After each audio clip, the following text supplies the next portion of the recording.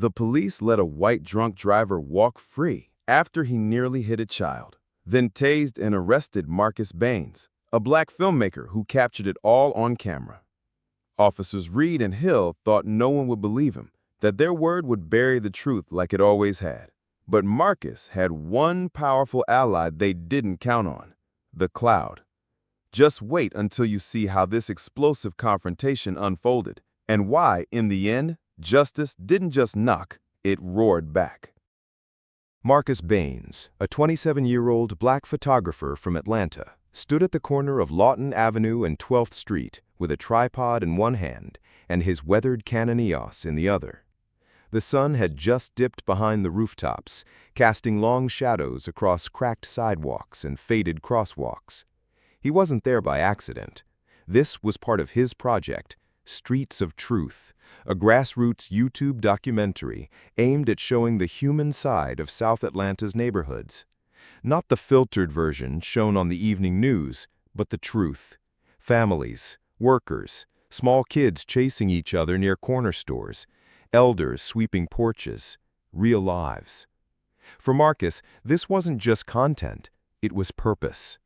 Ever since his father passed, leaving him the man of the house at 20, he'd carried a quiet fire in his chest.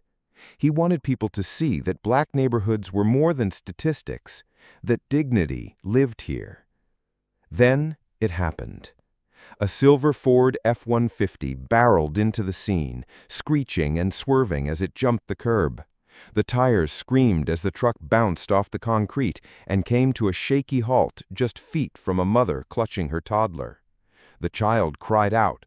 The mother screamed. Marcus instinctively raised his camera.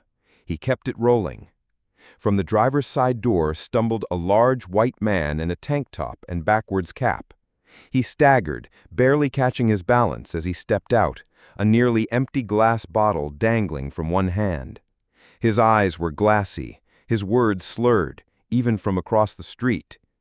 "Bingo," Marcus muttered under his breath, adjusting focus. His heartbeat quickened, not out of fear, but clarity. This was it, proof. Real-time documentation of exactly the kind of reckless, unchecked behavior that often went ignored. Within minutes, the flashing lights of a patrol car cut through the dusk. Two white officers emerged, Sergeant Tom Reed, square-jawed and quiet, and Officer Jason Hill, younger, with mirrored sunglasses he wore even as twilight settled in. They didn't rush. They didn't draw weapons. They didn't even approach the woman who had nearly been struck. Instead, they strolled over to the man leaning against the truck. Reed extended a handshake. Hill popped the trunk of the cruiser and pulled out a bottle of water, handing it to the driver like an old friend after a long jog. Marcus couldn't believe what he was seeing. He crossed the street quickly, camera still recording.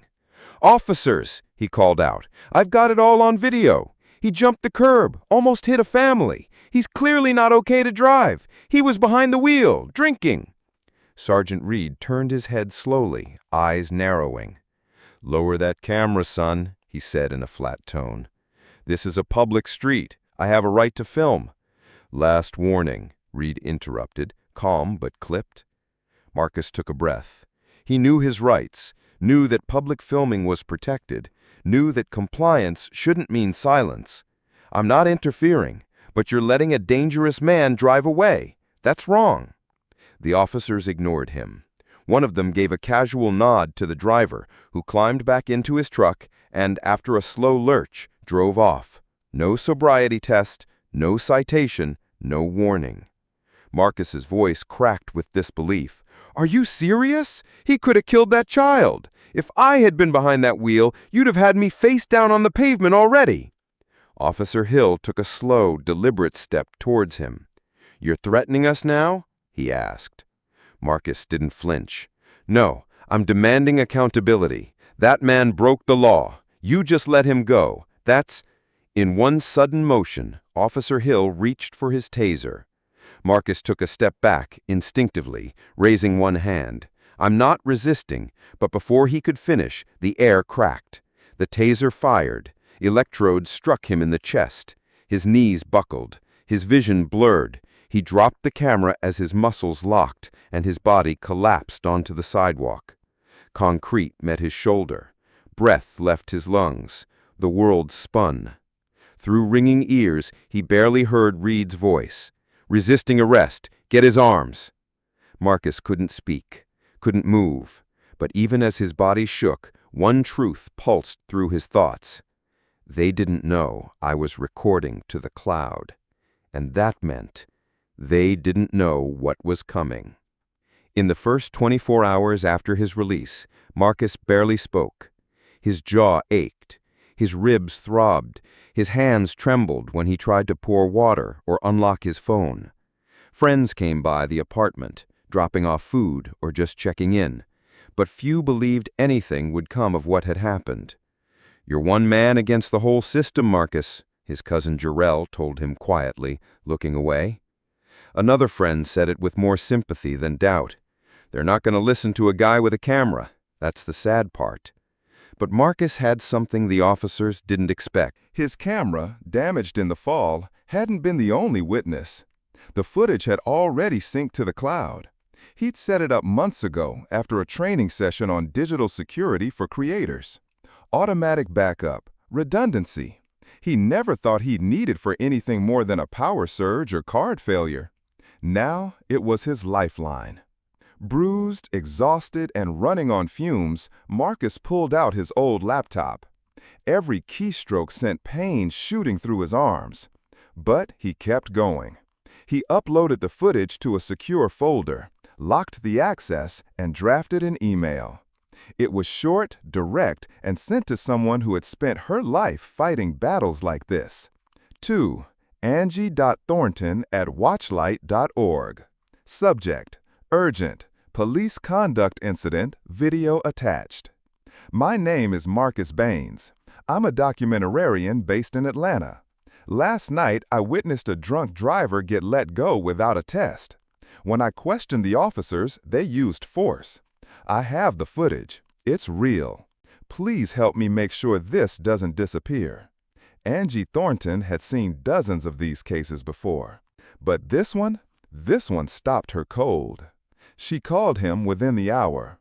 Her voice was calm but charged. "Marcus, they didn't just mistreat you, they erased your dignity like it didn't matter.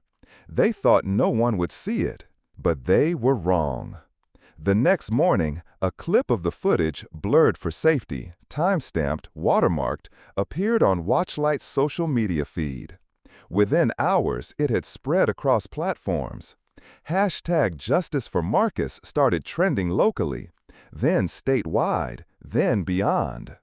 Activists reposted it, journalists requested interviews, teachers shared it in classrooms, ministers mentioned it from pulpits. A story that began on a cracked sidewalk now pulsed through every feed. And through it all, Marcus stood his ground. He gave a local news interview from his living room couch, his mother by his side. He didn't speak in anger. He spoke in purpose. "I'm not here to cause trouble. I'm here to show what happens when people are told to stay silent, and what can happen when they don't." A week later, the city council held an emergency hearing. The police department released a carefully worded statement.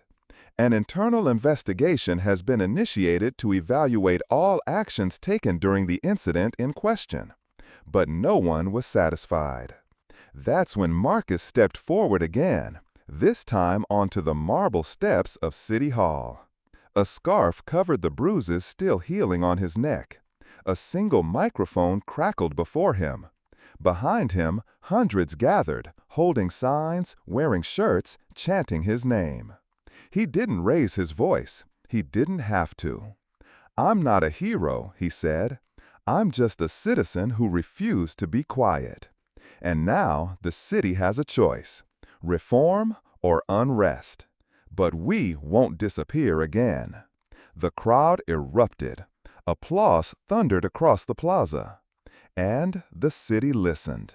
Sergeant Tom Reed was placed on unpaid leave pending formal review. Officer Hill resigned within days. The case involving the drunk driver was reopened, And with the video as evidence, charges were filed. Marcus filed a civil suit and won. But he asked for something more than money. He demanded that the city use part of the settlement to purchase body cameras for every patrol officer in the district. And they did. But the most powerful change wasn't in policy. It was in people. Marcus became a symbol, not because he chased fame, but because he stood tall when it mattered most. He was invited to speak at college campuses, civic panels, even a state-level forum on justice reform. Young men in his neighborhood approached him in barbershops, at bus stops, and corner stores. "Yo, Marcus, you gave us a voice, man.